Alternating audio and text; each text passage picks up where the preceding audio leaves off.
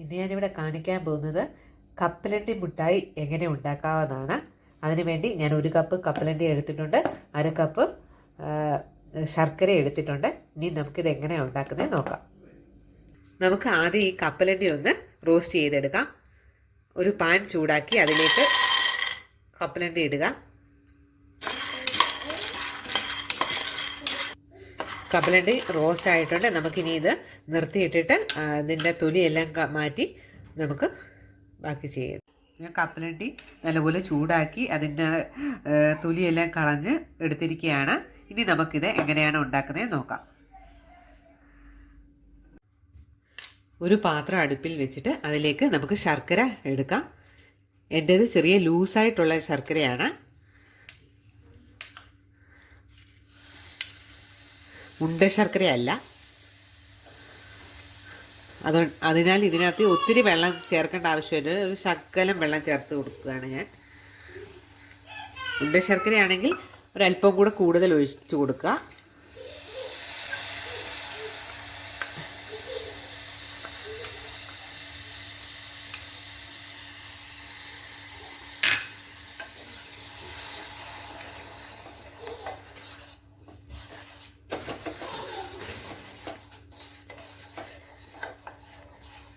ഇത് ചെറിയ ലിക്വിഡ് രൂപത്തിലുള്ളതാണ്, അതുകൊണ്ട് തന്നെ ഇത് എളുപ്പം കണ്ടില്ലേ, എളുപ്പം അതങ്ങ് അലിഞ്ഞ് ലിക്വിഡായി മാറും. ഇനി ഇതിലേക്ക് ഒരു നുള്ള് ഉപ്പ് ചേർത്ത് കൊടുക്കാം.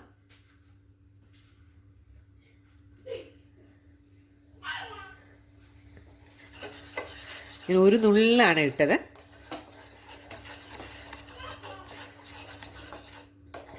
ഇനി ഈ ശർക്കര നല്ല ഒരു കുറുകിയ പരുവത്തിലാകണം. അതുവരെ നമുക്കിത് ഇളക്കിക്കൊണ്ടിരിക്കാം.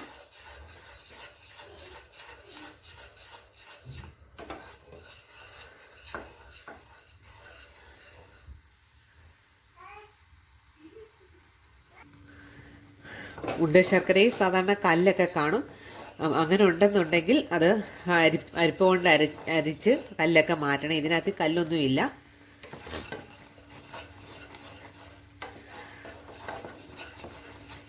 ഇത് ശരിക്കുള്ള പരുവത്തിൽ വന്നാൽ മാത്രമേ നമുക്കത് നല്ലപോലെ പീസായിട്ട് മുറിച്ചെടുക്കാൻ പറ്റത്തുള്ളൂ.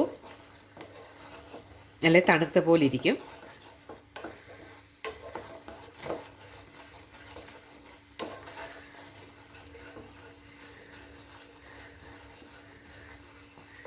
ഇത് ശരിക്കുള്ള പരുവത്തിലാണോ എന്നറിയാൻ നമുക്ക് അല്പം തണുത്ത വെള്ളത്തിനകത്തിലേക്ക് ഒരു ശകലം ഇട്ട് കൊടുക്കുക.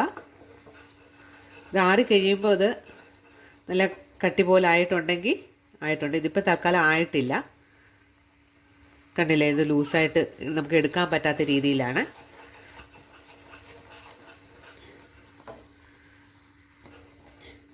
ഇത് കുറച്ചും കൂടെ ഇളക്കിയിട്ടുണ്ട്. നമുക്കിനി ഇട്ട് നോക്കാം.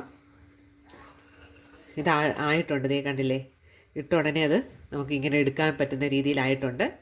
കല്ല് പോലെ ആയിട്ടുണ്ട്. ഇനി നമുക്കിതിലേക്ക് തൊലി കളഞ്ഞ് വെച്ചിരിക്കുന്ന കപ്പലണ്ടി ചേർത്ത് കൊടുക്കാം.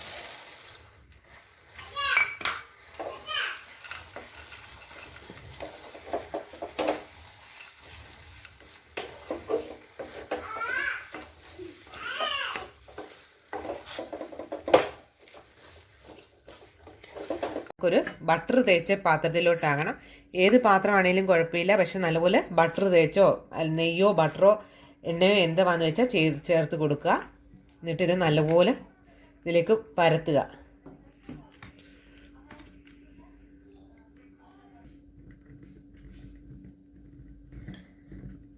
ഇത് ഒഴിച്ചതിന് ശേഷം എന്തെങ്കിലും കൊണ്ടൊന്ന് ഇതൊന്ന് പരത്തി കൊടുക്കണം.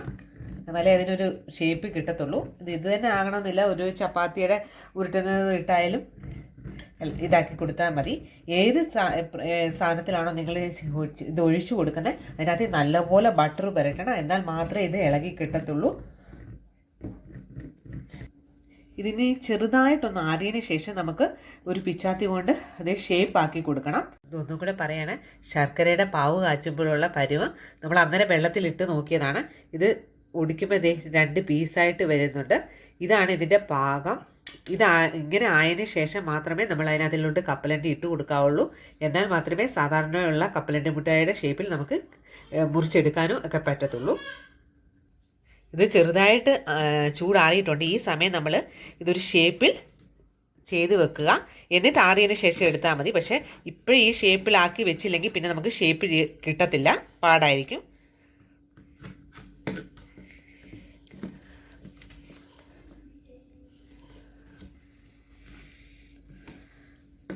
ഇനി തിരിച്ച് വെച്ച് നമുക്ക് തണുത്ത് കഴിയുമ്പം ഷേപ്പാക്കി കിട്ടാൻ വേണ്ടിയാണ് ഇപ്പോഴേ ഇങ്ങനെ ചെയ്ത് വെക്കുന്നത്. ഇതിപ്പോൾ ഞാൻ എല്ലാം ഒന്ന് മുറിച്ച് വെച്ചിട്ടുണ്ട്. ഇനി ഇത് നല്ലപോലെ തണുക്കണം. ഒരു 4-5 മണിക്കൂർ തന്നെ ഇത് ഇങ്ങനെ ഇരിക്കട്ടെ. അതിന് ശേഷം നമുക്ക് വീണ്ടും കാണിച്ചു തരാം. നമ്മുടെ പെർഫെക്റ്റ് ആയിട്ടുള്ള പീനട്ട് കാൻഡി അഥവാ കപ്പലണ്ടി മിഠായി റെഡി ആയിട്ടുണ്ട്. വളരെ എളുപ്പത്തിൽ ചെയ്തെടുക്കാവുന്ന ഒരു ക്യാൻഡിയാണിത്. നമ്മൾ കടയിൽ നിന്ന് മേടിക്കുന്നത് എങ്ങനെയൊക്കെ അവർ ഒരു വൃത്തിയില്ലാതായിരിക്കും ചിലപ്പോൾ ഉണ്ടാക്കുന്നത്. അതുകൊണ്ട് നമുക്ക് വളരെ നിസ്സാരമായി ഉണ്ടാക്കാൻ പറ്റുന്ന സാധനമാണിത്. അതുകൊണ്ട് എല്ലാവരും ഇതൊന്ന് ട്രൈ ചെയ്ത് നോക്കുക. ശർക്കര പാവ് കാച്ചുമ്പോൾ ഒന്ന് ശ്രദ്ധിച്ചാൽ മാത്രം മതി. അത് പെർഫെക്റ്റായിട്ട് വന്നിട്ടുണ്ടെങ്കിൽ നമുക്ക് കപ്പലണ്ടി മിഠായി നല്ല പെർഫെക്റ്റായിട്ട് തന്നെ കിട്ടും. അതുകൊണ്ട് എല്ലാവരും ട്രൈ ചെയ്ത് നോക്കുക. ഇഷ്ടമായെങ്കിൽ ലൈക്ക് ചെയ്യാനും ഷെയർ ചെയ്യാനും സബ്സ്ക്രൈബ് ചെയ്യാനും മറക്കരുത്. കൂടാതെ ബെൽ ബട്ടൺ കൂടെ ക്ലിക്ക് ചെയ്യുക. എന്നാലേ തുടർന്നുള്ള നോട്ടിഫിക്കേഷൻ നിങ്ങൾക്ക് ലഭിക്കുകയുള്ളൂ.